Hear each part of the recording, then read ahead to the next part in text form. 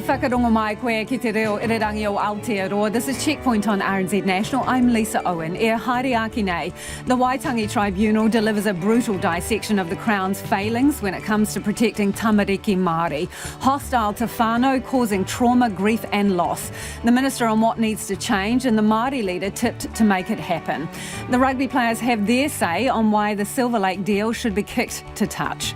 It's deadline day for border workers to get the jab, so how many are being moved to other duties? A backlog in firearms licence renewals threatens game bird hunting season. A grand landmark of the mighty Hokianga goes up in flames. And a month on, is it all aboard Tahuia, the commuter train that stops short of Auckland's CBD? RNZ News at 5, kia ora ko Susana Leata tēnei. About 135 workers at managed isolation facilities have missed the deadline to get the COVID-19 vaccine and will be redeployed by their employer. From midnight tonight, all workers in MIQ facilities and government agencies at the border need to be vaccinated to work on the front line. Jean Bell reports. About 4,500 people work in the 32 MIQ facilities around the country. So far, 3%, or about 135 people, have not been vaccinated and will be redeployed. Joint Head of Managed Isolation and Quarantine, Brigadier Jim Bliss, expected there to be a small percentage who would not be vaccinated. Workers are considered vaccinated if they had had one dose of the vaccine. All current workers must have had 2 doses of the vaccine by June 5th. Ko Jean Bell tēnei. The National Urban Māori Authority Chair says Oranga Tamariki is broken and isn't going to be easily fixed. It comes following a new report into the agency by the Waitangi Tribunal. The report recommended the establishment of a Māori Transition Authority with the goal of eliminating the need for Tamariki Māori to be in state care. Lady Tureiti Moxon says she's pleased with that. That's the way we have to go, because if we continue to do what we have been doing all along with Oranga Tamariki, it's going to take years and years and years to get it right, because it is extremely broken, and no matter how you want to fix it up, it's not going to be an easy fix. Lady Tureiti Moxon says she hopes the Minister for Children will be courageous and support a by Māori for Māori with Māori structure. Travellers who arrived in New Zealand from Brisbane yesterday are being asked to continue to monitor their symptoms after coming into casual contact with a positive COVID-19 case. Queensland health officials have confirmed the man who arrived from Papua New Guinea but was allowed into a green zone area at Brisbane International Airport, dined at the Hudson Cafe and used the nearby male toilets on level 3. CCTV footage shows the cafe table was cleared and cleaned after the man left. Passengers on Air New Zealand flight NZ202 from Brisbane to Christchurch, which arrived around 4:30pm yesterday. Air New Zealand flight 146 from Brisbane to Auckland, which arrived at 5:30pm, and Qantas flight 135 from Brisbane to Christchurch are being asked to get a COVID-19 test if symptoms develop. The Chinese Embassy in New Zealand has denied that its surreal video conference to journalists this afternoon is a propaganda exercise. Media were invited to attend the Zoom call, still underway, in response to widespread international condemnation of China's treatment of Uyghur people. The meeting began with a 6-minute video praising the Chinese Communist Party and its supposed transformation of Xinjiang. The ambassador Wu Shi told reporters that was the truth. This is not a propaganda seminar. This is a seminar to enhance mutual understanding and to offer a true story from Xinjiang. What we are saying today and we are showing today is the true story from Xinjiang. Whether people like it or not, it is the truth. It's believed China has detained more than 1 million Uyghurs and other Muslim ethnic minorities in internment camps in the Western province. At least 44 people have been killed in a stampede at a religious festival in northern Israel. The National Emergency Service says dozens more have been injured at the festival at the foot of Mount Meron. President Benjamin Netanyahu has described it as a heavy disaster. The annual gathering is attended by tens of thousands of people to celebrate a holiday. It's the first approved large religious gathering of its kind to be held since Israel lifted nearly all COVID-related restrictions. It's 4 minutes past 5. The Pumas captain Pablo Matera has signed with the Crusaders for next year's Super Rugby competition. Matera is currently with French club Stade Francais, and Crusaders coach Scott Robertson says Matera is one of the premier loose forwards in world rugby. Meanwhile, the Hurricanes are looking forward to seeing the back of Super Rugby Aotearoa. The Hurricanes will finish bottom of the 5-team competition regardless of what happens in their final round match against the Highlanders in Wellington tonight. They'll then have a short break before the start of the Super Rugby Trans-Tasman, and stand-in Hurricanes captain Dane Coles says it'll be good for a change to play Australian opposition. Just freshen up and play a few different sides and different challenges and stuff like that, different stadiums, and get into Aussie again and things like that. Little things like that would be quite good. The other match this weekend is the Chiefs against the Blues. Wellington Phoenix are prepared to deal with a testing travel schedule in order to play 2 A-League football matches in New Zealand. The Phoenix will return home to play matches in Wellington and Auckland late next month, either side of a midweek trip to Western Sydney. Phoenix General Manager David Dome says the players and coaches are all behind it. There was a real desire to take as many games back to New Zealand, even though the travel is going to be horrendous. You know, that's three games in 7 days or 8 days. It's hard enough by itself, but 3 games when you've got to do trans-Tasman travel in between, it's a big ask. And the struggling Jacksonville Jaguars have picked quarterback Trevor Lawrence with the first overall pick of the NFL draft in Cleveland. That's the news. Tomorrow morning, the extraordinary story of the family blamed for the opioid crisis ravaging the United States. Brilliant marketing, as described by Patrick Radden-Keefe. There's a thriving global arms trade in cyber weapons, and Nicole Perlock has spent the last 7 years investigating it. And Scottish comedian Janie Godley gives us a preview of the high-stakes elections in her country. Call Kim Hillo. Join me tomorrow morning from 8 on RNZ National. Now the short forecast from Met Service to midnight tomorrow. Northland to Manawatu, including central high country. Partly cloudy, isolated showers gradually clearing to fine weather tomorrow. Coromandel and Bay of Plenty fine apart from the odd shower today. Gisborne and Hawke's Bay fine today, showers developing tomorrow morning, then clearing inland by the afternoon. Horowhenua to Wellington, Wairarapa and Nelson. Fine, but a few showers for a time tonight and tomorrow morning. Marlborough and Canterbury, showers spreading north today, gradually clearing to fine weather tomorrow. Bulla and Westland, mostly cloudy with showers clearing from the south tonight, partly cloudy tomorrow. Otago, Southland and Fiordland, scattered rain easing to fine spells and the odd shower today, fine tomorrow, apart from coastal cloud. Chatham Islands, cloudy periods with the odd shower, rain developing tonight, easing to showers tomorrow morning. RNZ National at 7 minutes past 5. Thanks, Susana. Tēnā koutou katoa, no mai haere mai ki checkpoint I tēnei rā. Guilty of direct and sustained breaches of Māori treaty rights. That is one of the key findings of a Waitangi Tribunal investigation into how the Crown has treated Tamariki Māori in state care. In a brutal dissection of the Crown's failings, the urgent inquiry into Oranga Tamariki concludes it's more than just a failure to honour or uphold te tiriti.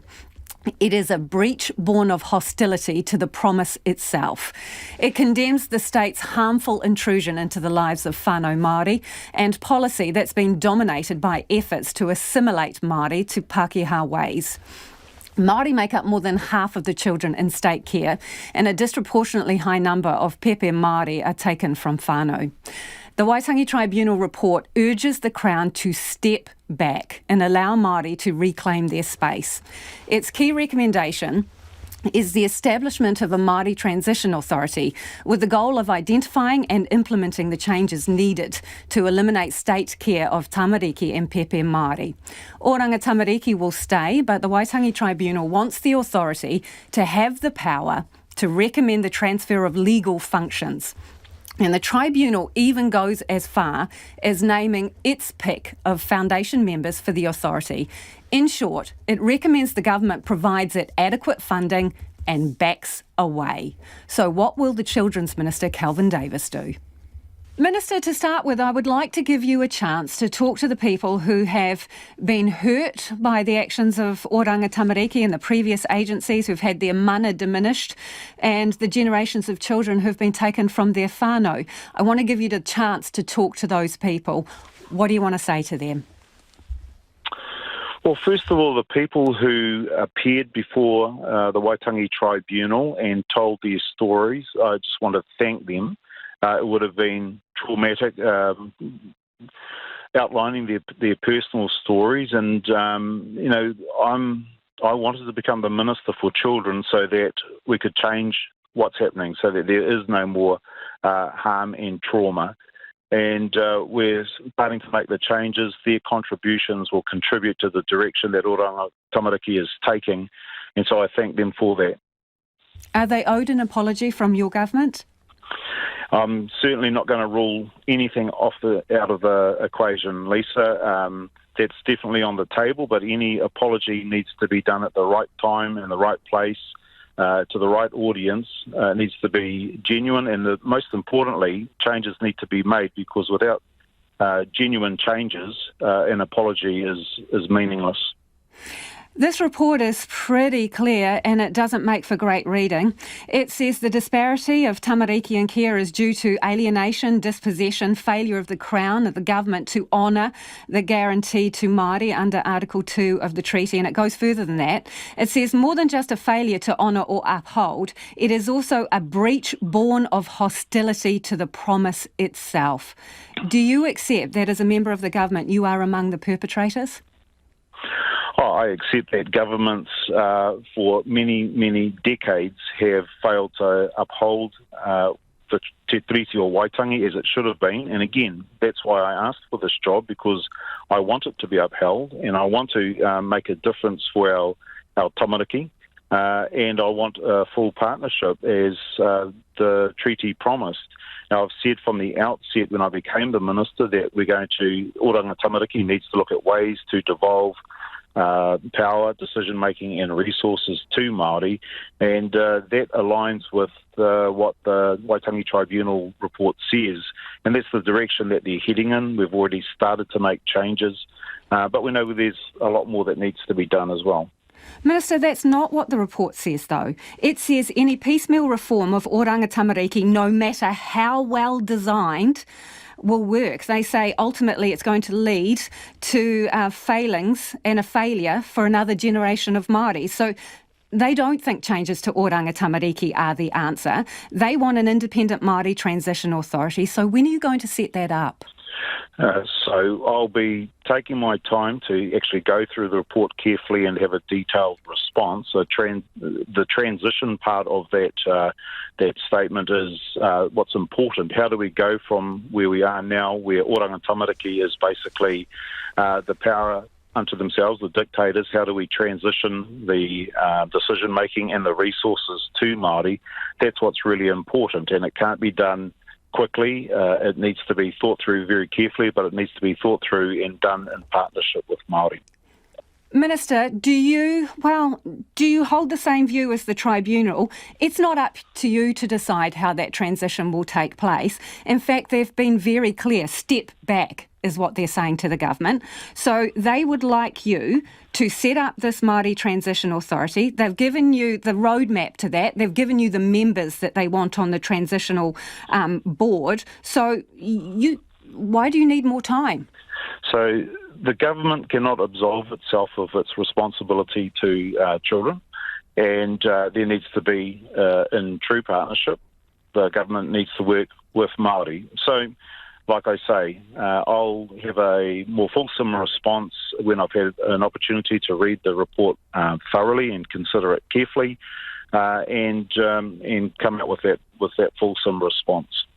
The underlying message in this report is part of, reconciliation and putting things right is for you to let go and for the group of people that they have nominated to take the reins. Why can't you do that? Like I say, the government cannot absolve itself of its responsibility to children. And you won't be. Oranga Tamariki will still exist, Minister, and I'm sorry to interrupt, but this report says Oranga Tamariki will still exist, it will still have the statutory powers, and that this new authority will work out how to work with Oranga Tamariki, this new authority, not you as part of the government.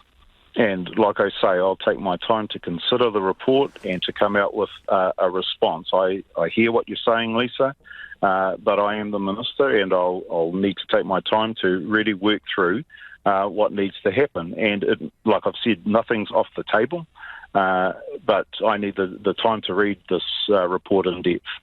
How much more time do you need? Because basically this report says the 4 or 5 reports before had it right. In fact, it quotes those reports, reinforces the findings. And I'm just wondering, could you give us a ballpark? How much more time do you need? Well, no, I'm not going to give a ballpark. We've been doing a lot of work. The Ministerial Advisory Board that was appointed is going to have their report to me by the end of June. There are other reviews. So you're not going to do anything until after that comes in?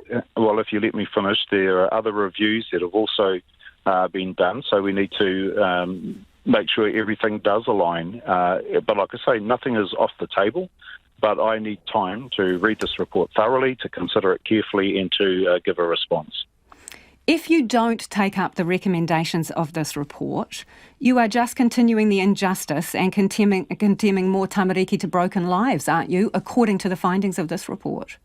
No, not at all. I don't agree with that. But what we do will be a change. So you don't agree with the findings and the basis for those findings? No, this is, I'm sorry to interrupt, Minister, but this is really important. The tribunal's report believes that if it continues the way it is, the injustice will continue and that there will be more tamariki who have broken lives. So the inference from that is if you maintain the status quo, you're condemning another generation. Are you prepared to do that? I don't know where I've said in this interview that I'm going to maintain the status quo. I said there are going to be changes, but I need to read the report, to consider it and give a measured response. There are other bodies of work being done, and they all need to be pulled together. The general direction is what the Waitangi Tribunal is saying, but there is no way that I am saying that we are going to uphold the status quo. I know, everybody knows that the status quo cannot continue. So what commitment can you give to people today in terms of what you're going to do as a result of this report? Well, as I've said, I need to read the report thoroughly. I need to consider it carefully, and I'll give a measured and detailed response. But until that's not a commitment to action, though, Minister. No, well, it's because I need to read the report, I need to consider it, and I need to give a measured response. But I'm not going to, the day after I've received the report, start making commitments off the top of my head on media. I'll do things carefully and considered, but there will be changes. So breaches of te tiriti, well, they result in reparations usually. So are you going to compensate the vast number of Māori who've had their basic rights trampled here?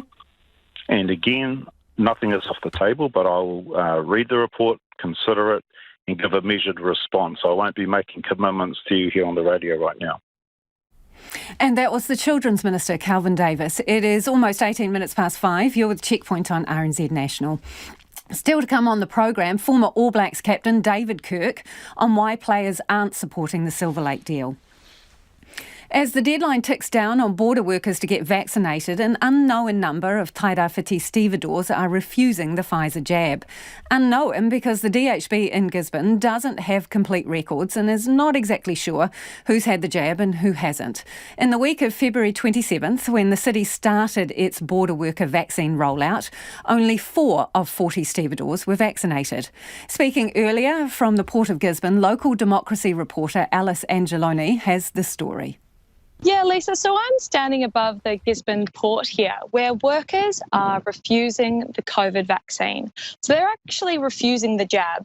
And the group that's being called out here are stevedores, and they're the ones responsible for loading and unloading the cargo ships.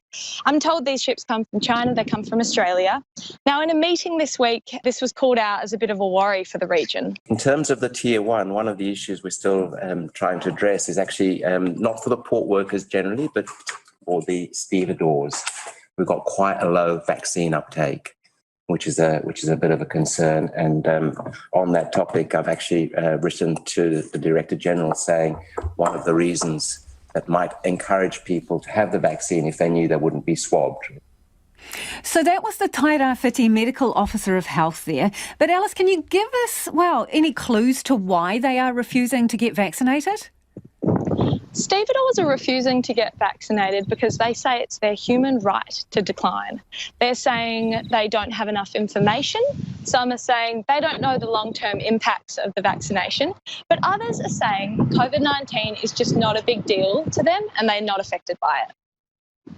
So this is a group of workers that one assumes will be getting tested pretty regularly. We don't have community outbreaks of COVID at the moment. So why is this such an issue? The stevedores here in Gisborne don't just work at this port. They actually move around to other ports around the country.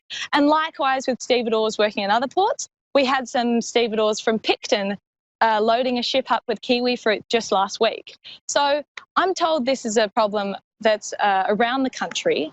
And one of the health board members this week, he actually was really concerned about it. And he was saying it makes us very vulnerable to the virus. Stevedores crew in Tauranga, they travel to Gisborne, they crew in Napier, and they move around a lot. I would see that as probably the most riskiest entry point for the virus into Tairawhiti, if at all. How are we going to really nail this down? If coverage data on port into stevedores is an Achilles heel, and it is an Achilles heel from my view. That was Tony Robinson, who's a member of the DHB. But people will remember what the Prime Minister said about these jobs at the border, that by the end of this month, only people who have been vaccinated will be allowed to work at the front line, we've been told. So what is the situation with these jobs? So I've been in touch with the Prime Minister's office this morning. I did get bandied around a few officers, but I did get a straight answer. I'm told that MIQ workers must be vaccinated. People employed by the government working on high-risk borders also must be vaccinated, but that order doesn't extend to our port workers here and our stevedores. But they're saying they're looking at whether they can extend this order in the future. And so port workers here might at some point be moved on from their jobs if they keep refusing the vaccine. Have you managed to speak to any of the stevedore companies? I've tried, Lisa. I've called, I've spoken to some people at our local stevedoring company here. They didn't want to comment. I did manage to get hold of a few other companies around the country. They also didn't want to comment. And that was Gisborne local democracy reporter Alice Angeloni. About 50 of the country's border workers also appear to have refused the COVID vaccine as the deadline for all staff to be immunised nears. As of midnight tonight, anyone working in MIQ facilities or government agencies at the border will need to have had at least one of their vaccines. Joint Head of Managed Isolation and Quarantine, Brigadier Jim Bliss, told our reporter Nita Blake-Person it's a big milestone for the border workforce. Yeah, the workforce in MIQ is nearly 5,000, and so 97% of that workforce has been vaccinated.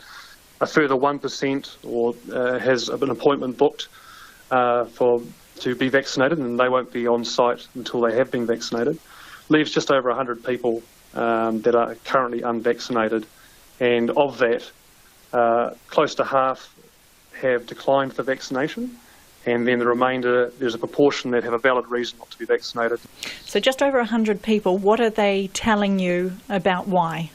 Yeah, so you're going to have some, and we totally understand with a voluntary vaccination that some have declined to take the vaccine. We understand that. And then we have a number also that either through health advice or they're on some kind of a leave provision, be it sick leave, parental leave, or they just might be leaving their place of employment and have chosen not to take the vaccine. So that actually, the numbers come down pretty quickly to those that have declined not to. Of that 100, can you give us a steer on how many are vaccine hesitant? No, I don't have that level of detail, sorry. So what happens to those people now, and what kind of impact is that going to have on your workforce, taking them out of action? Yeah, so it is a small number, but we've got assurances from all of our employers and the facility sites that it won't actually have a negative effect on our operations in MIQ. So from a returnee safety and a staff safety and operational perspective, it's manageable, so that's good to know. For those employees, they'll now continuing with that discussion around working in good faith and in line with employment law, what options that they can go through with their employees. So that can include changing work arrangements with duties, taking leave, redeploying them within other parts of the organisation that they work for, But what I will just reinforce that, the employers have been fantastic at working in good faith and in line with employment law, absolutely been through this process. What does that look like, though, in terms of redeployment? I see that you've said people are working with MSD. Is that just, heading to the job seeker benefit? So for us, it's been, as MB or MIQ, it's been to, try and help the employers, maybe linking them up with MSD so that they have a place, or some provision of support to staff who might not be able to continue to work and manage isolation. So, a list of contacts for employers to deal with, that might be able to give them assisting tools and support as they work through this with their employees. So for those who have been vaccinated now having to provide proof around that, what does that actually look like? Is that something on their identification tag, or how does that work? Yeah, so there are multiple ways they can prove their vaccination status. So they have their vaccine record card, which is the purple card at the time of vaccination. There is using an app called Manage My Health, which is available through some of the GPs or district health boards. We could have a letter from the GP confirming their vaccination, or we have what is called a COVID MIQ vaccination certificate, which we've issued to each of our employees confirming their vaccination status. So when they turn up on site, they'll have that in their hand, and they'll have photo identification as well, be it their passport, driver's licence, or employer photo ID card, and we'll match those as they come onto site. We also have a backup team working 24/7 or available 24/7 that can reach into the databases and check any vaccination records should we require to provide an additional level of assurity. Is there no one consistent proof of vaccine, though? It sounds like there's quite a range of options, but not one that someone can just look at and go, you're up to date. Yeah, so that's what we're working to with the Border Worker Testing Register, is making sure that we upload all of that data as fast as we can. What we're trying to provide is multiple levels of assurity for both the worker when they turn up to work and for the staff on site that those people that are coming onto site are vaccinated. This deadline isn't for both vaccines tonight, is it? No, so the vaccine requirement for tonight is to have had your first dose of the vaccine, and then we have a requirement to have everyone have their second dose within the next 35 days. So we'll start, working really hard to make sure that we've got, that second dose lined up and available to all of our staff. How many people have had 2 vaccines?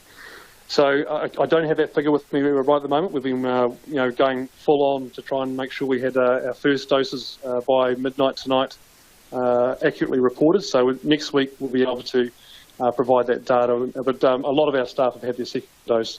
It seems an important detail, though, to be bringing in this deadline, and actually it doesn't translate to fully vaccinated. Do you have any idea of the proportion of your workforce who have had 2 vaccinations? So like I say, I don't have that data to hand right now. We will have that early next week. And that was Brigadier Jim Bliss speaking to our reporter Nita Blake-Person. Homai o whakaaro, we would love to hear from you about anything you've heard on the programme this evening, about the breach of treaty rights by the Crown, whether there should be a formal apology and compensation around that, and if you support the setting up of a Māori transition authority for the care and protection of Tamariki Māori. Also keen to hear about the vaccine rollout. Are you concerned about it? You can text us on 2101, tweet us at Checkpoint RNZ, or send us an email, checkpoint@rnz.co.nz. It's costing the public nearly $28,000 a day, but some say the new Tahuia train service could do with some obvious tweaks. A school holiday spike has Tahuia's backers saying the service is going great guns, but the standard weekday numbers paint a different picture. Our reporter Nick Trubridge has the story. Tahuia made its maiden trip with a flurry of fanfare. Finally, the missing rail link between Hamilton and Auckland, or specifically Frankton and Papakura, is back. But a month down the track, how's it chugging along? Figures provided to Checkpoint show the service cost the public $27,700 a day to run. The government is pumping over $80 million into the 5-year trial, with local authorities pouring in $12 million.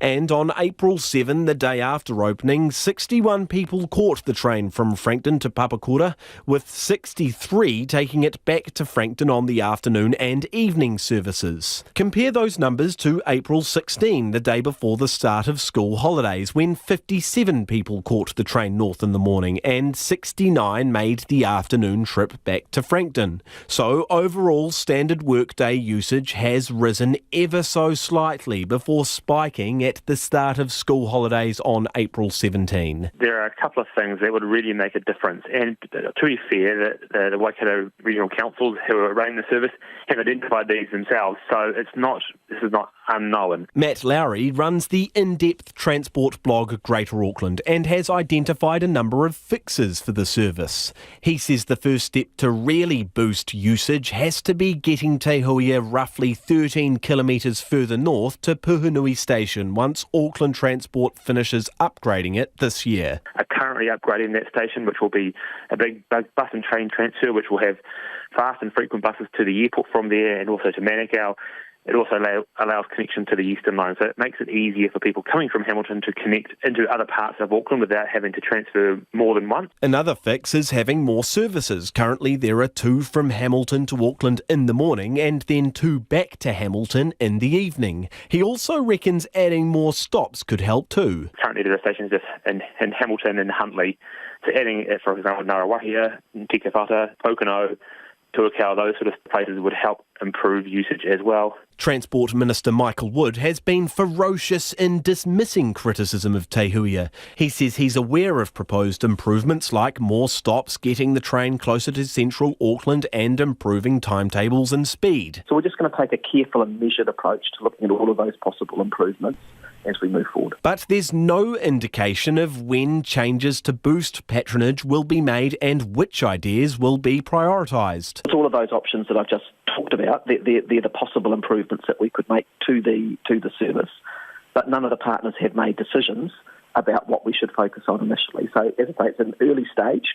And as time goes on, we'll look at all of those and look at the case and what stacks up and what justifies investment and what people agree the priority should be. Earlier this month, Waka Kotahi NZTA board member Patrick Reynolds criticised the service, calling Tahuia effectively one way while blowing through stations it should serve. But Michael Wood's of the view nothing good comes from such criticisms. That wasn't a helpful comment.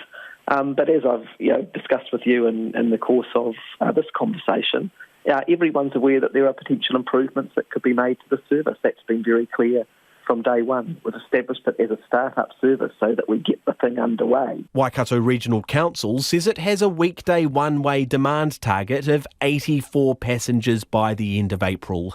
That's 84 people across the 2 morning services to Auckland and then 84 across the 2 services in the evening.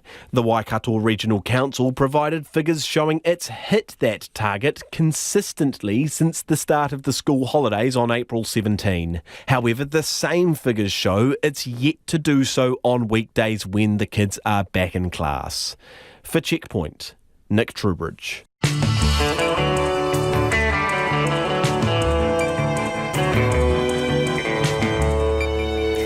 Kia ora e te iwi a hariaki nei e a Checkpoint, the Rugby Players Association, on why they're calling the Silver Lake deal a bad deal. The group's chair, David Kirk, joins us live, and a backlog in firearms licence renewals threatens game bird hunting season. Homai o whakaaro, we would love your feedback on anything you've heard on the program tonight. Do get in touch. You can text us on 2101, tweet us at Checkpoint RNZ, or the email address is checkpoint@rnz.co.nz. It is time now for the headlines with Susanna.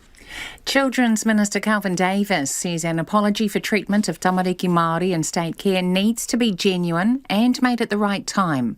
Mr Davis told Checkpoint he will be reviewing a new report by the Waitangi Tribunal into Oranga Tamariki before making any changes in consultation with Maori. The report recommended the establishment of a Maori transition authority with the goal of eliminating the need for Tamariki Maori to be in state care. The Chinese embassy in New Zealand has denied that its surreal video conference to journalists this afternoon is a propaganda exercise. Media were invited to attend the Zoom call in response to widespread international condemnation of China's treatment of Uyghur people. The meeting began with a 6-minute video praising the Chinese Communist Party and its supposed transformation of Xinjiang.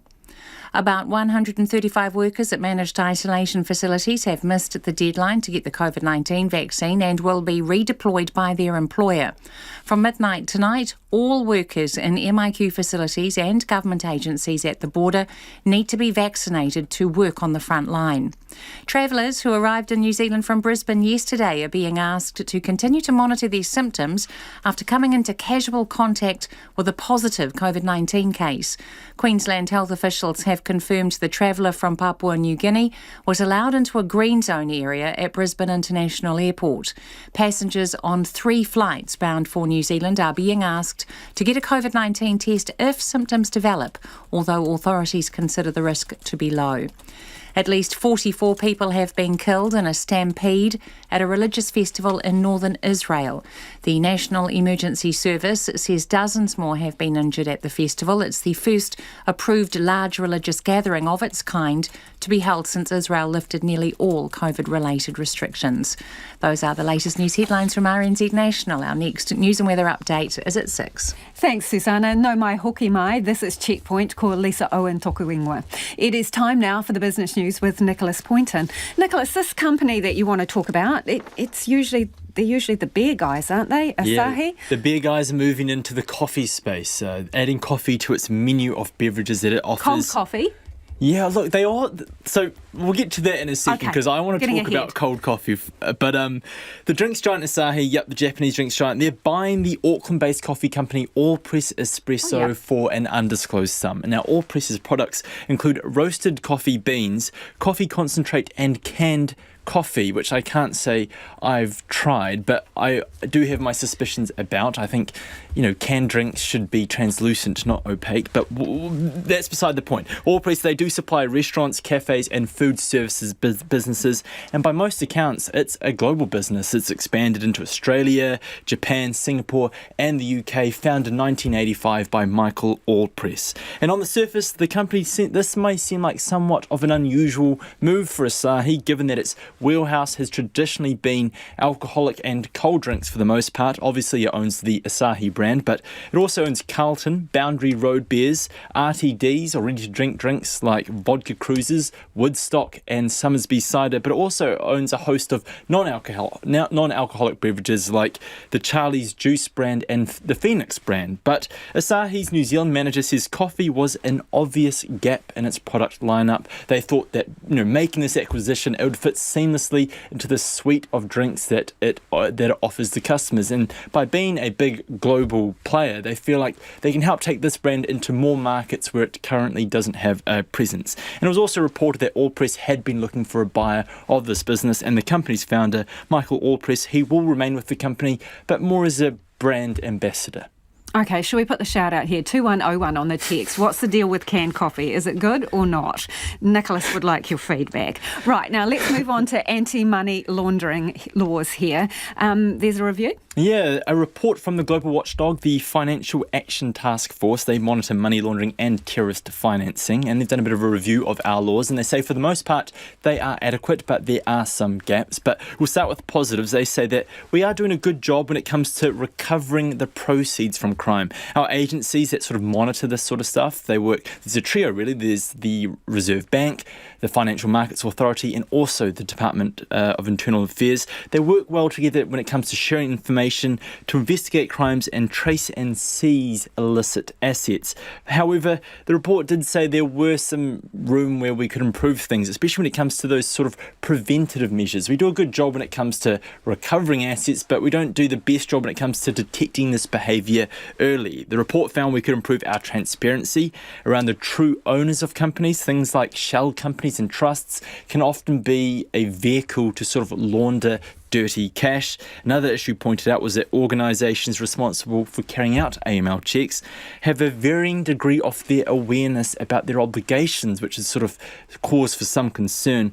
Now, this global report, they recommended that better supervisions was needed for our financial institutions. That's for people like lawyers. You know, are they raising flags when they come across things that seem suspicious to them? And they also called for us to increase our money laundering prosecutions. The most recent example is probably that Comanchero's case, and also just a better all-over approach when it comes to gathering and collecting data and statistics about money laundering in this country. Okay, what numbers do you bring us from the markets? The NZX is up 16 points to close at 12,731. The dollar is at 72.4 US cents and 93.1 Australian. Thanks, Nicholas. Nicholas Poynton with business news there. Let's return to our top story now. The Waitangi Tribunal has delivered a scathing report into operations of Oranga Tamariki and suggested the government step back. Instead, it wants to see a Māori transition authority to work out how to eliminate the need for Māori to go into care. Miriana Johnson has more. It's already been well established there are far too many Māori children in state care. The most recent figures show they make up over half. The tribunal says it's the result of Oranga Tamariki not allowing Māori to have rangatiratanga or sovereignty over their kāinga, their homes, which is guaranteed to them under the treaty. Assistant Māori Children's Commissioner Glenys Philip-Barbara agrees.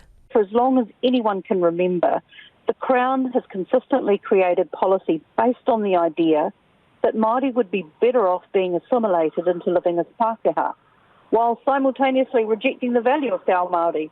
So this is, of course, inherently racist. Some claimants called for the devolution of all power from Oranga Tamariki to iwi, hapu and Māori organisations, but the tribunal stopped short of recommending this. It says the state has the coercive powers needed where whānau hapu or a Māori provider are resistant to an intervention that's considered necessary for the safety of the child. The Office of the Children's Commission went further than this in its own review, saying nothing short of full devolution will work. But Ms Philip-Barbara says how to do that does have to be determined first. I don't think it's helpful at this stage to make overarching statements about wholesale devolution. Chair of the National Urban Māori Authority, Lady Tureiti Moxon, has been vocal in her desire for an authority led by Māori that would look after tamariki in need instead of the Children's Ministry. However, she's pleased with where the tribunal has landed. That's the way we have to go, because if we continue to do what we have been doing all along with Oranga Tamariki, it's going to take years and years and years to get it right, because it is extremely broken, and no matter how you want to fix it up, it's not going to be an easy fix. Whānau Order Chair Merepeka Raukawa Tate says the findings highlight just how Oranga Tamariki has systemically removed Māori children from their families. On the flimsy of excuses, I might add, but it does also highlight that there was legislation and policies in place that actually worked against the welfare of the child and certainly the involvement of parents in having any say on what might happen to their children if they were taken into care.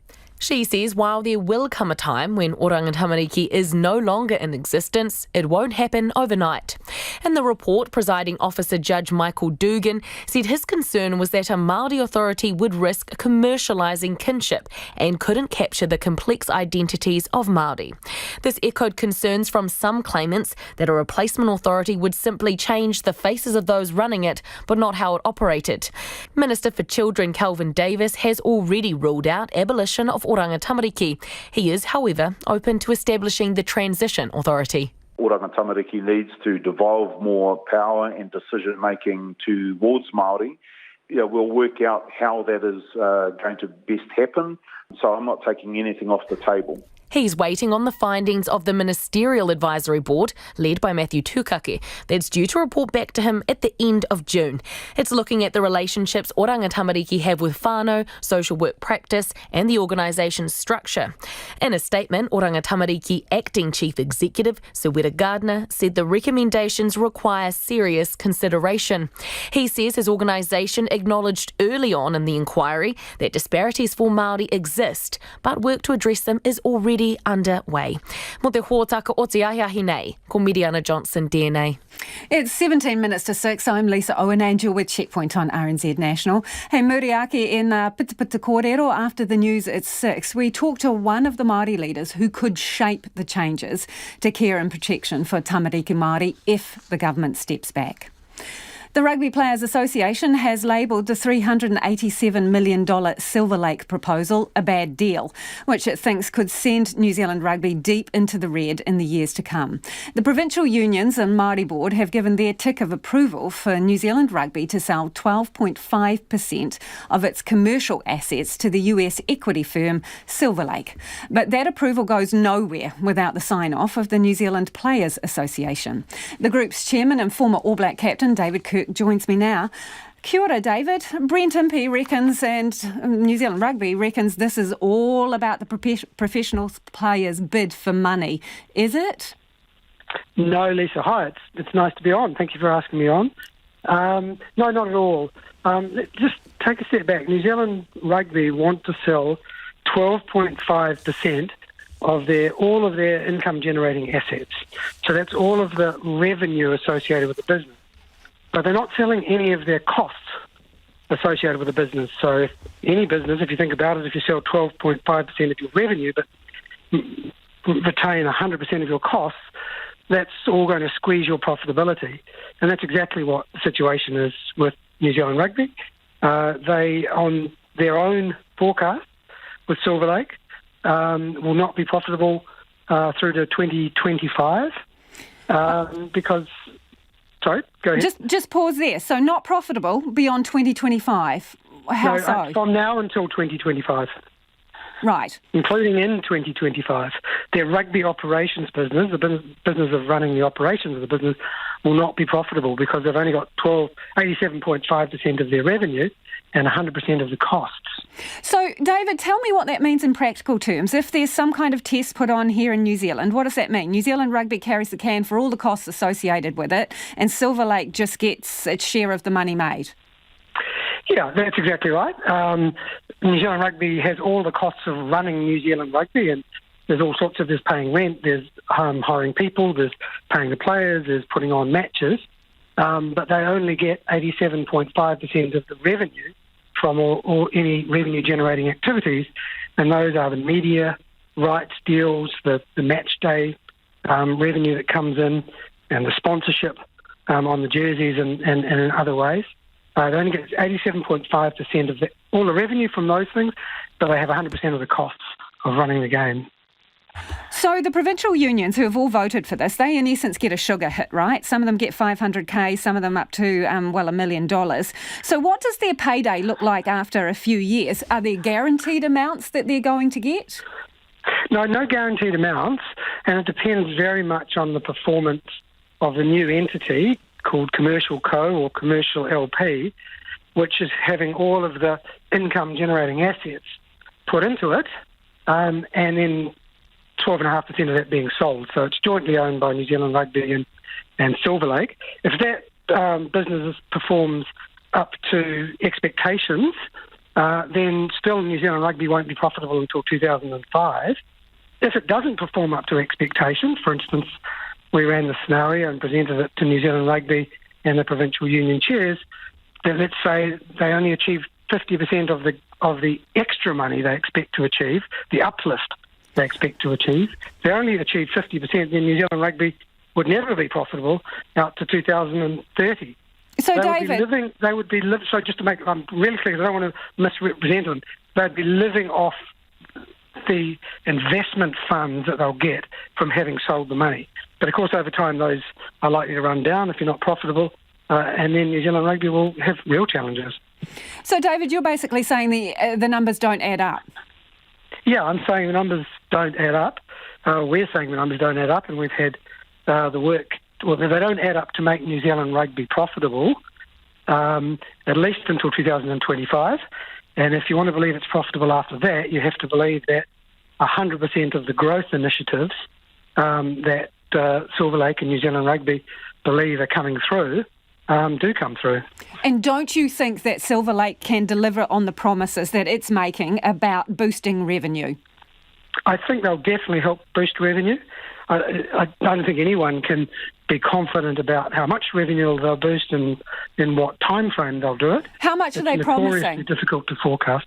Don't have the numbers in front of me, but it's certainly not the majority of the revenue. Of course, this is another interesting thing. The vast majority of New Zealand Rugby's revenue is already locked in. It comes from media deals. It comes from sponsorship deals. We're only talking about an uplift that Silver Lake believe they can help New Zealand Rugby deliver. So in that sense, they're not the major contributor to New Zealand Rugby's revenue over the next 5-10 years. New Zealand Rugby is desperate for money, according to them, and grassroots need it, they say. So if the money's not coming from Silver Lake, where should it come from, David?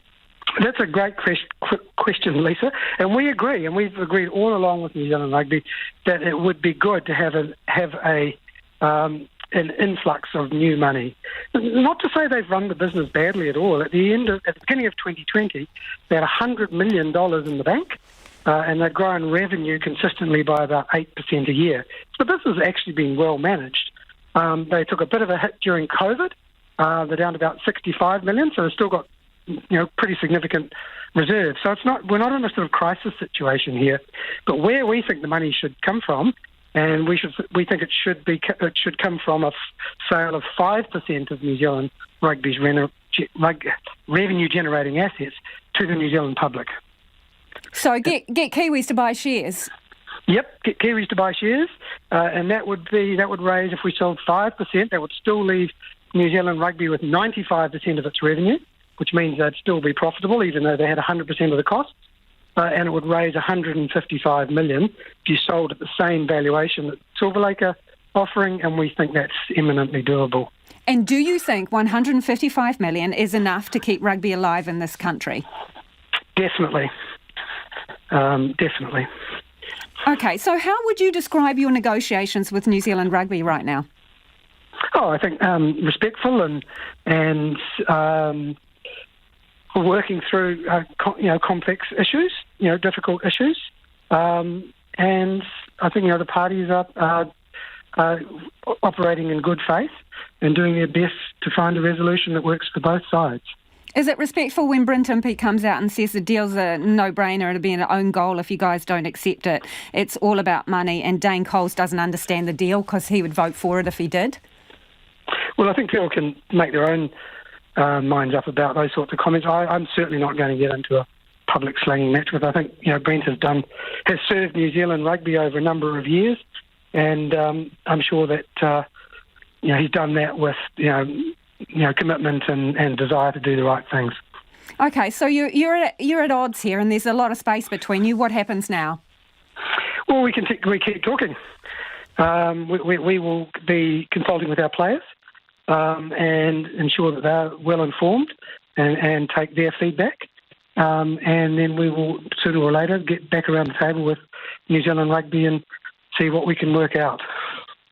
Appreciate you joining us this evening. That is the New Zealand Players Association Chairman and former All Black captain David Kirk. Under growing pressure from governments around the world over its treatment of Uyghur Muslims, China this afternoon went on a charm offensive. There have been mounting calls for China to end what many countries see as genocide against Uyghur minorities.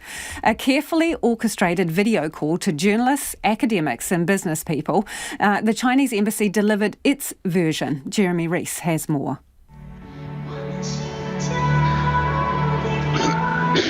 Reading from remote antiquity, Xinjiang has been an integral and inseparable part of the Chinese territory, and indeed a land of special significance. Under the strong leadership of the CPC... This is Xinjiang, a land where millions have been lifted out of poverty, where extremism is being stamped out, and where China is opening up trade routes across Eurasia. No genocide, no forced sterilizations, no detention camps. That is what China told New Zealand this afternoon In a video call from the Chinese ambassador and the government of the Xinjiang Uyghur Autonomous Region, representatives set out what they said was the real situation there. 6 locals were beamed to journalists explaining they lived well in the west of China. Life was good. The video showed sweeping panoramic views of the region, industries and dancers saying it was a land of harmony and stability. It spoke of the legitimate struggle against terrorism and extremism in the region. Never mind that in the West, there's been a growing outcry against oppression and genocide. One speaker said reports of detention camps were slanderous, total nonsense, a lie. It would welcome visitors to come and see. New Zealand's Ambassador Wu Shi said today's call was to tell what she termed the real story. This is not a propaganda seminar. This is a seminar to enhance mutual understanding and to offer a true story from Xinjiang. What we are saying today and we are showing today is the true story from Xinjiang. Whether people like it or not, it is the truth. The Human Rights Foundation's Sid Simpson says the press conference shows the Chinese Communist Party is concerned about public opinion. For quite a long time, the Chinese government had just hoped that they could just ride out criticism that was coming through about how the Uyghurs were being treated. The fact, though, that they've gone to this length shows that they realise that that's not possible and that they need to do much more to counter the increasing evidence that's coming out of Xinjiang about what's going on. Sid Simpson says anything the government says in this situation should be taken with a big grain of salt. ACT's Deputy Leader Brooke Van Velden says the call doesn't put any of her concerns to rest. If there is nothing to see, which I assume is what they will say, then why is it that they will not allow independent investigators from the UN to come in and see what is happening? Brooke Van Velden says she would question any parliamentarian who took the call seriously. For Checkpoint, Jeremy Rees. Annual game bird hunting season kicks off early tomorrow morning. However, a backlog in firearms licence renewals and our largely closed borders do threaten the season for some. Our reporter Hugo Cameron and cameraman Nate McKinnon went to catch up with some of the duck hunters.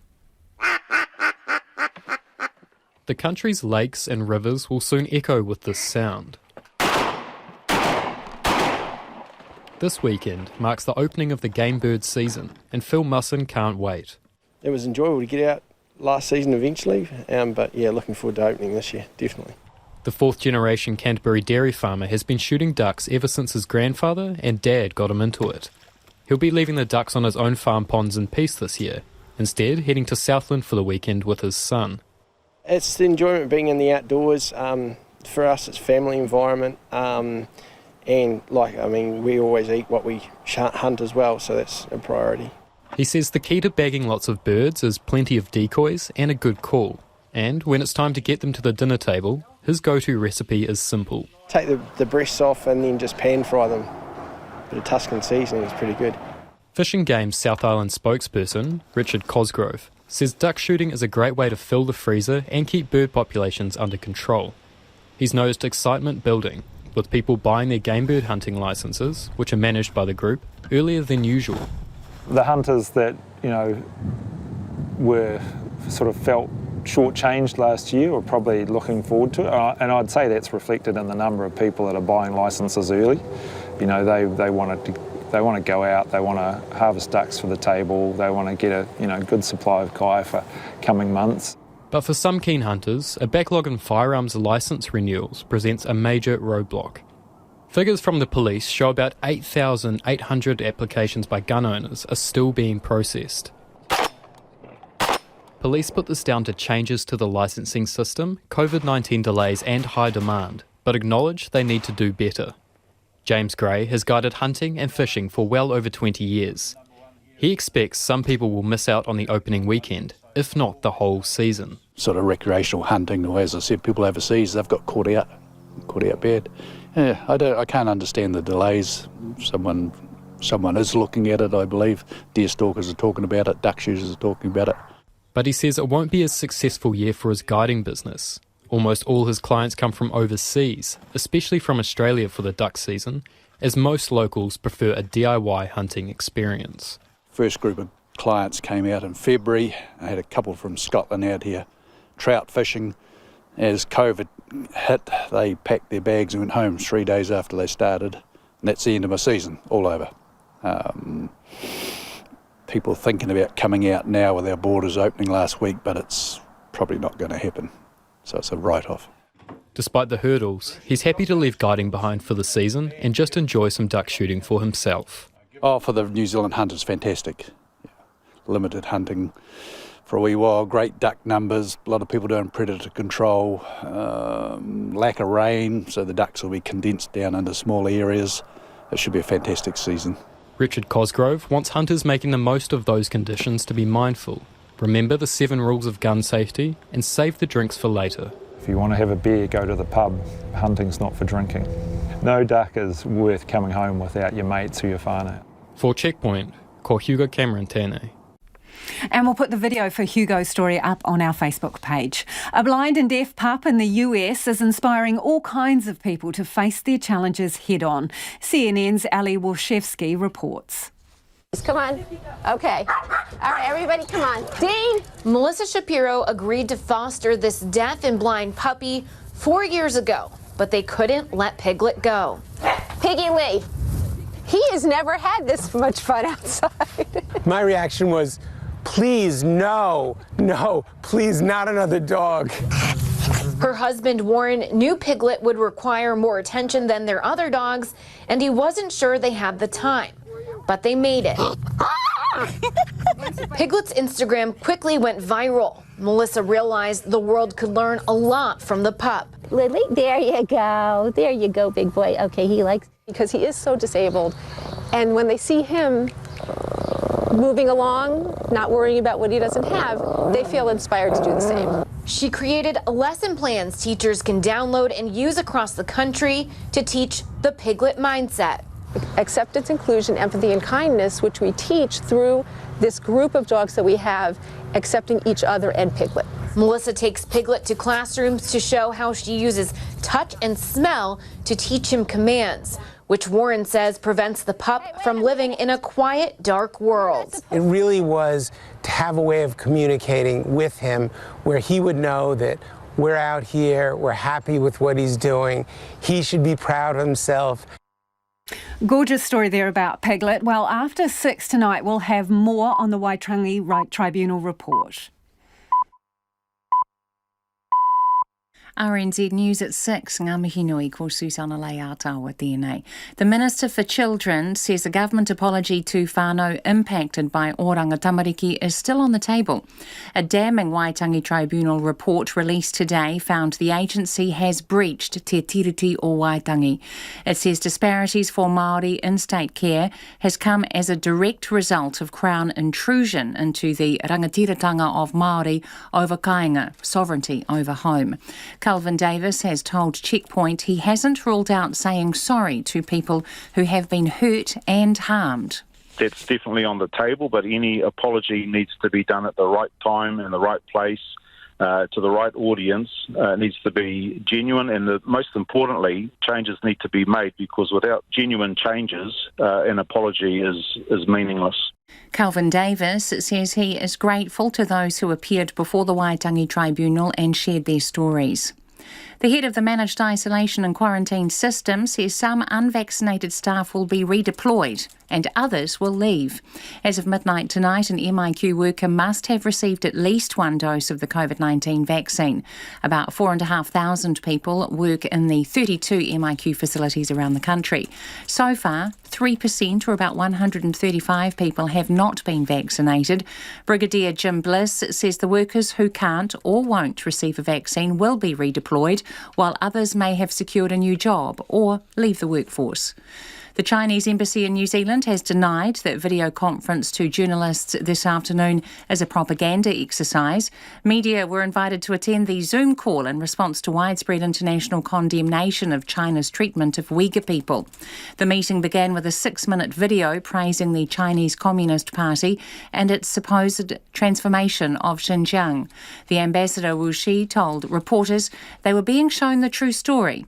It's believed China has detained more than 1 million Uyghurs and other Muslim ethnic minorities in internment camps in the Western Province. The Human Rights Foundation said Simpson says the press conference shows the CCP is concerned about public opinion. For quite a long time, the Chinese government had just hoped that they could just ride out criticism that was coming through about how the Uyghurs were being treated. The fact, though, that they've gone to this length shows that they realise that that's not possible and that they need to do much more to counter the increasing evidence that's coming out of Xinjiang about what's going on. Said Simpson says anything the Chinese government says in this situation should be taken with a big grain of salt. Police in India's capital, Delhi, are asking local authorities to identify more sites for cremations as the country records its highest COVID death toll. A deadly second wave is overwhelming hospitals, morgues and crematoriums. More than 379,000 infections were recorded in the last 24 hours, the biggest one-day increase for any country in the world. India reported another 3,645 deaths, reaching another record. Oxygen and medical supplies are in short supply. The government is facing increasing criticism over its handling of the pandemic, allowing festivals and election rallies to go ahead. Emergency workers in Israel say at least 44 people have been killed and 150 injured in a crash at a Jewish festival. Tens of thousands, mostly ultra-Orthodox Jewish pilgrims, had gathered at the foot of Mount Meron in the north of the country to celebrate. The BBC's Tom Bateman has more. Paramedics say the tragedy was caused by a crush after people slipped in an overcrowded walkway. Eyewitnesses described chaotic scenes, with rescue workers struggling to reach those trapped, children separated from missing parents, and a communications blackout as the mobile phone network collapsed. The search for survivors continued through the night, with military helicopters taking the wounded to hospital. Israel's Prime Minister Benjamin Netanyahu described it as a terrible disaster, saying everyone was praying for the recovery of the injured. Tom Bateman reporting from Jerusalem. The annual game bird hunting season kicks off tomorrow, but a backlog in firearms licence renewals means some might miss out. The police say about 8,800 gun licence applications are still being processed, and almost 5,000 have been in the system for more than 6 months. Canterbury hunting and fishing guide James Gray says it's a shame that some keen hunters will likely miss the whole season. I've acted as a reference for a good chap, and he's getting huge delays. He's got no history of any problems, always very sound, and the delays he's getting are disastrous, and it's probably going to go on for over a year by the look of it. Can't understand that one. Police put the delays down to changes in the licensing system, COVID-19 delays and high demand. It's 5 minutes past 6. The Wellington Phoenix hope returning home will give them the boost they need to return to the A-League football finals. The Phoenix have confirmed they'll play matches in Wellington and Auckland next month in the final few weeks of the regular season. Wellington currently sit 2 points outside the top 6, and Phoenix coach Ufuk Tale says it'll give the team a lift. This season, if you look how tight the table is, I think it's going to go right down to the end for those top 6 spots. So, that's going to be a massive boost for us, a massive boost for the players to be actually, come home and play in front of our fans that we've missed all season. The Pumas captain Pablo Matera has signed with the Crusaders for next year's Super Rugby competition. Matera is currently with French club Stade Francais, and Crusaders coach Scott Robertson says Matera is one of the premier loose forwards in world rugby. Tonight the Hurricanes play the Highlanders in the final match of the Super Rugby Aotearoa season, with both sides out of finals contention. Manchester United have taken charge of their semi-final against Roma in football's Europa League. Villarreal beat Arsenal 2-1 in the first leg of the other semi-final in Spain. The Breakers are taking Australian Basketball League games to New Plymouth and Christchurch next month. They'll face the Sydney Kings in Taranaki on May 20th before hosting the South East Melbourne Phoenix in Christchurch 5 days later. That's the news. Tonight on Night's Country Life's at the front line of the battle with wilding pines, Moswa Station. Paulina Lau, the brains behind local television delights such as Flat 3 and the voice behind RNZ's World Watch, selects the mixtape. And because his novel, A Tale of Two Cities, was first published on this day in 1859, we've got a sonic tonic dedicated to Charles Dickens on Nights of me, Brian Crump, after the news at 7 on RNZ National. Now the short forecast from Met Service to midnight. Tomorrow, Northland to Manawatu, including central high country. Partly cloudy, isolated showers, gradually clearing to fine weather tomorrow. Coromandelland, Bay of Plenty, fine apart from the odd afternoon shower. Gisborne and Hawke's Bay, fine tonight, showers developing tomorrow morning, then clearing inland by the afternoon. Horowhenua to Wellington, Wairarapa and Nelson, fine apart from a few showers for a time tonight and tomorrow morning. Marlborough and Canterbury, showers spreading north today, gradually clearing to fine tomorrow. Bulla and Westland, mostly cloudy with showers, clearing from the south tonight, partly cloudy tomorrow.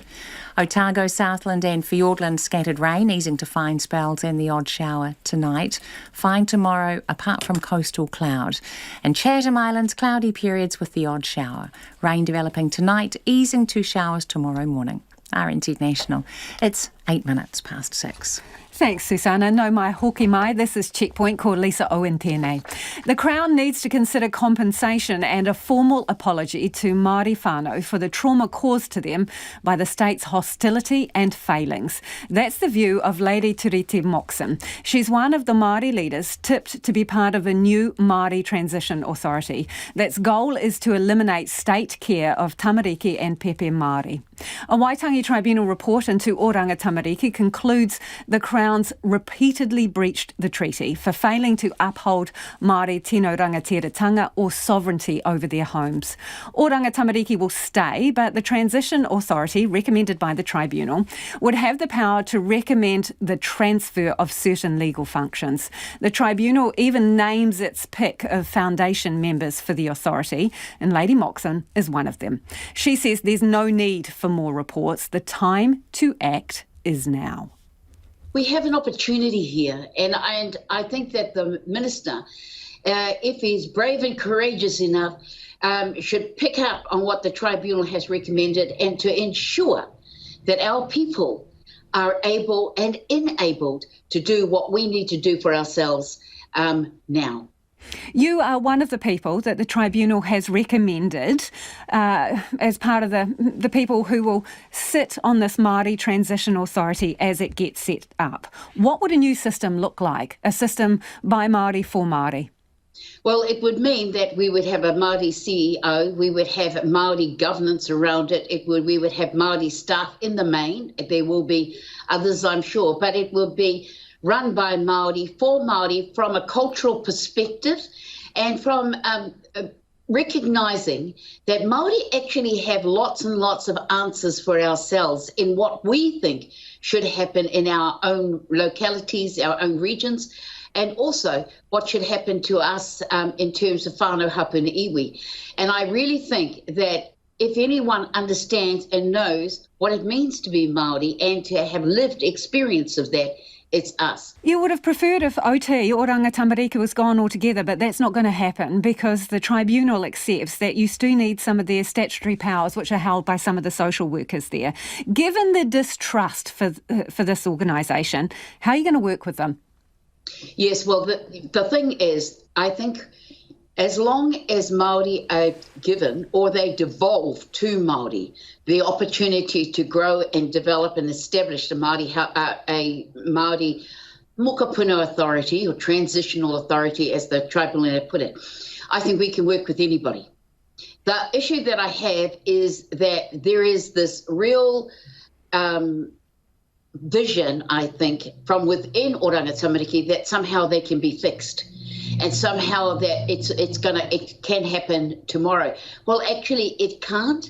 And those statutory powers can actually be removed if the government was of a will to do that and to change that legislation. But they haven't yet, and they said they were going to get rid of Section 78, and it's still there. And they're still uplifting subsequent children. So, my view is there's something wrong with this picture when it's been very, very clear, not just from the Tribunal's report, but from the Whānau Order report, from the Ombudsman's report, from the Children's Commissioner's report, that something transformational needs to be done, and it cannot be done within Oranga Tamariki as it is. So why don't you think the government and Oranga Tamariki have moved to devolve power, to give that power back to Māori? Well, it is, of course, sharing resources, and it is about sharing power. And honestly, people who have power and people who have resources don't want to share it. But, we've got a Maori minister there. And if anyone Is he brave enough, though? Is he brave enough? You said it's going to take some bravery. Is he brave enough? And it certainly did in Andrew Little's and Peri Henare's space and place in terms of the Māori Health Authority to do it. And because Andrew Little actually understands what it means to be in a treaty partnership, a te treaty partnership. So our minister, Kelvin Davis, needs to take a leaf out of their book and see that Māori have all the resources that we need to be able to commission ourselves. We've got the Whānau Ora Commissioning Agency. And we've been doing it for a long time. We've been in that realm for over 10 years now. And I think that is really what needs to happen, is that we need to bring all those threads together. And if we bring those threads together, you'll see that the transition will be very easy and simple. I'm not saying there aren't complexities. Of course, there's always going to be complexities. But unless we do that, all you're going to get is more of the same. And all you're going to get are more and more whānau who will experience the terrible trauma that they have been experiencing for decades. What do you say to people who perhaps will call this separatist? Yes, well, if you have a look at the coat of arms of New Zealand, there are two visionary people there. One is the Crown and the other one is iwi. And you know what? Never in our whole history in our country have we ever recognised Māori as being on an equal footing as the Crown. And now is our opportunity to do that. And it is time to do that. And you see that on the coat of arms of the police, the coat of arms of various ministries. You have the two standing side by side together, looking at each other, not as one less than the other, but as equals. And that, to me, has to be the key going forward. And that was the intention of Te Tiriti o Waitangi, and it must be the intention of our relationship as equal partners going forward into the future. Is compensation needed here? Because there has been a finding of sustained breaches of the treaty. Usually that comes with reparations. Yes, well, I think that the Crown certainly has to think of that, and they certainly have to give thought to how they are going to hold themselves responsible for the trauma and the loss and grief that our whānau have been suffering for so many years and continue to suffer at the hands of the state. And so it's time, and I think the Crown should be looking at an apology and certainly should be looking at compensating a lot of these whānau and returning children back to their parents, and stop waiting until they work their way through the system that actually is very hostile towards them. Do you accept that in some cases, there may be few cases, but in some cases, some pepe or tamariki will need to be removed from their immediate whānau? Yes. Yes, I absolutely agree that there are going to be some cases where that must happen.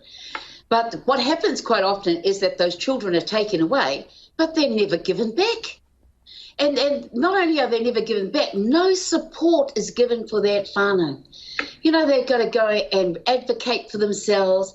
They've got family court, then they've got to go and do this, then they've got to go and get training and that, training to be a better parent, training, all these things, and they do it, and then they get a change of social worker, and then they've got to do it again. And this time, 3 years gone by, it's been going on for too long. They are in breach of Te Tiriti o Waitangi, and they need to fess up and stand up and face the wrongs that they have done and the pain that they have caused our families and the undermining that they have done to iwi Māori in the name, in my belief, of assimilation. And that has, honestly, they must atone for all of that. Nā mihi mō tērā, Lady Tiriti Moxon. Some port workers around New Zealand in high-risk roles handling international goods are refusing the COVID-19 vaccine. Health bosses in Tairawhiti have expressed concern it makes communities vulnerable. They say not knowing exactly how many have declined to be vaccinated compounds the issue. Maritime Union's National Secretary Craig Harrison says it's a problem in other pockets of the country too. And he joins me now. Hi, Craig. Are you seeing this, how frequently people refusing the vaccine in these port roles? Well, it's starting. It's not massive, but it is out there. It's growing, and it's for various reasons. Some, for instance, don't trust it and don't want to be vaccinated.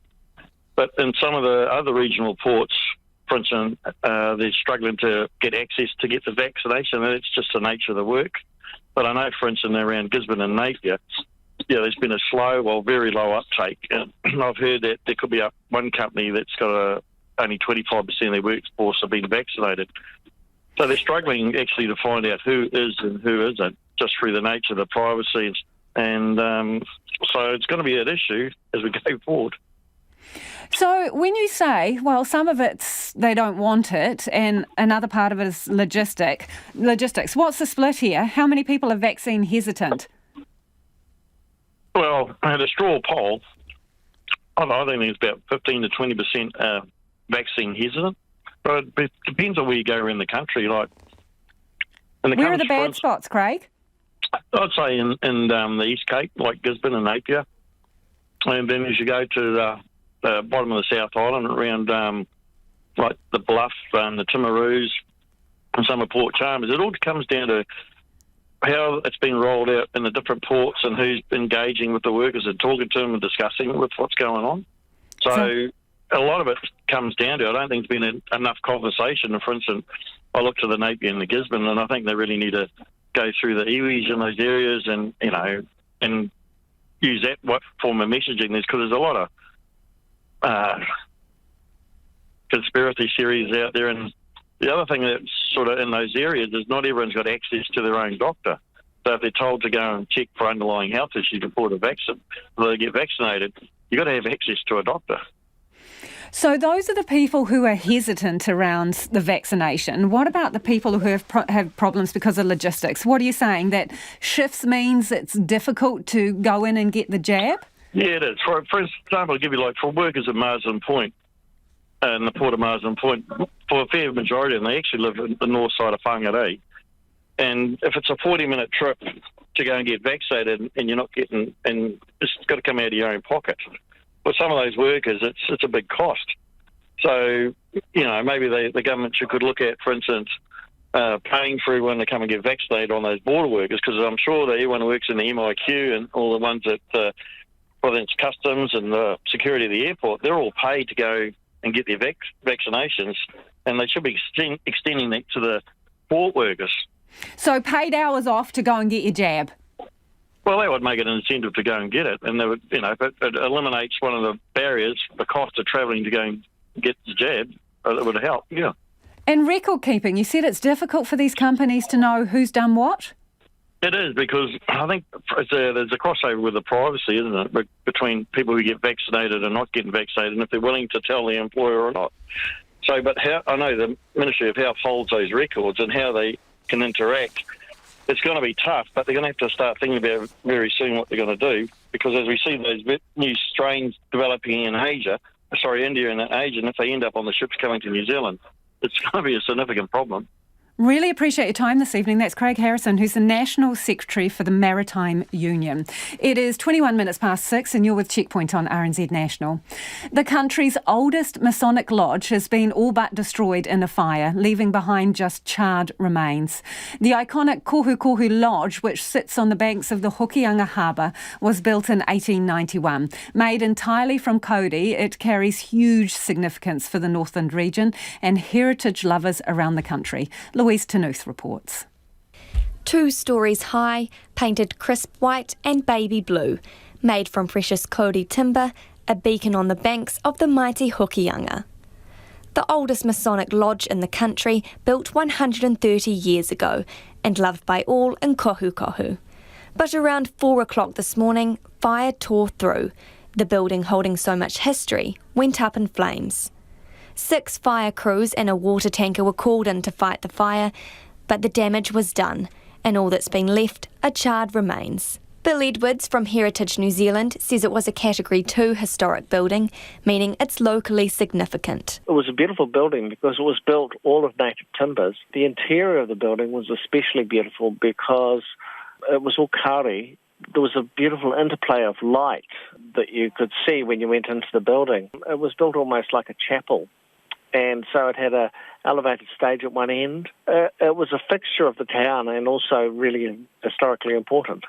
He says it was about to undergo a paint job by its new owner, who's devastated by the loss of the landmark. Mr. Edwards says the building was empty and all the power had been turned off when the fire tore through. What caused it is under investigation by Fire and Emergency. Far North Mayor John Carter says many in the region are upset about what's happened. Quite honestly, we will all feel a sense of loss. It's a tragedy for our community. He says the Masons gave huge support to the Far North District and everyone hoped their legacy would live on through the lodge. It's just one of those things that you just, assume's going to be there forever. And it becomes part of your life, and then suddenly it disappears. It leaves a great hole and it's a big shock. Bill Edwards says the fire has also destroyed economic benefits for kohu. The materials can never be replaced because essentially all those native forests are now being cut down. So the very material of which it's built for couldn't be replicated. Those buildings also produce an economic benefit to the town because people are attracted to the town because there's a lot of interesting old buildings, and that certainly was one of the most interesting old buildings in Kohuko. Archaeologists from Heritage New Zealand will examine the burnt remains to record whatever information has been left behind. Mō te hōtaka o te ahiahi, ko Louise Tenuth aho. Joseph Parker is confident he'll be back in the heavyweight title conversation after his fight in Manchester on Sunday.